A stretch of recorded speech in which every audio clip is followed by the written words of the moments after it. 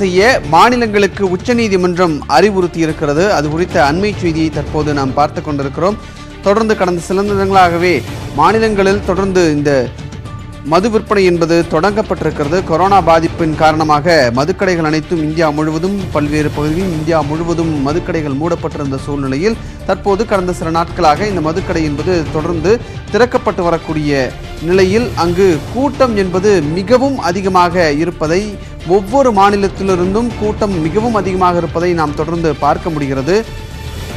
இந்நிலையில் உச்சநீதிமன்றம் இது குறித்த அறிவுறுத்தல் ஒன்றை வழங்கியிருக்கிறது. ஆன்லைன் மூலம் மது விற்பனை செய்ய மாநிலங்களுக்கு உச்சநீதிமன்றம் அறிவுறுத்தி இருக்கிறது. இது குறித்த கூடுதல் விவரங்களை வழங்குவதற்காக நமது சிறப்பு செய்தியாளர் ஹசீஃப் நம்முடன் இணைகிறார். ஹசீஃப், விவரங்கள் என்ன?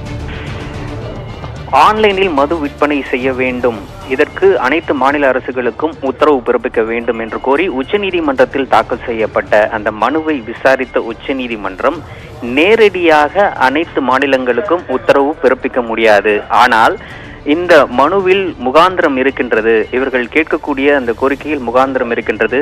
அந்த வகையில் அனைத்து மாநில அரசுகளும் ஆன்லைனில் மது விற்பனை செய்வது குறித்து பரிசீலித்து முடிவெடுக்க வேண்டும் என்ற உத்தரவை உச்சநீதிமன்றம் பிறப்பித்திருக்கின்றது. இதனுடைய பின்னணியை பார்க்க போனோமானால் அனைத்து மாநிலங்களிலும் தற்போது ஊரடங்கு தளர்வு செய்யப்பட்டு வருகின்றது. அதனுடைய ஒரு பகுதியாக தற்போது மதுக்கடைகள் ஒவ்வொரு மாநிலத்திலும் திறக்கப்பட்டு வருகின்றது.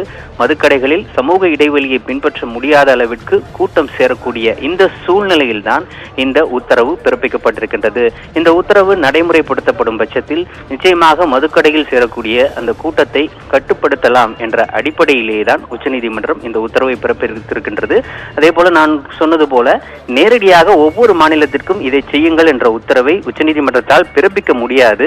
ஒவ்வொரு மாநிலங்களில் இருக்கக்கூடிய நிலையை கருதி அந்த மாநிலத்தில் மதுக்கடைகளில் கூட்டம் சேர்வதை தவிர்க்கும் வகையில் அந்தந்த மாநில அரசுகள் ஆன்லைனில் மது விற்பனை தொடர்பான முடிவை எடுத்துக்கொள்ளலாம் என்று உச்சநீதிமன்றம் ஒரு அறிவுறுத்தலை வழங்கியிருக்கின்றது. விஷ்ணு, நன்றி ஹசீஃப், உங்களுடைய தகவல்களுக்கு.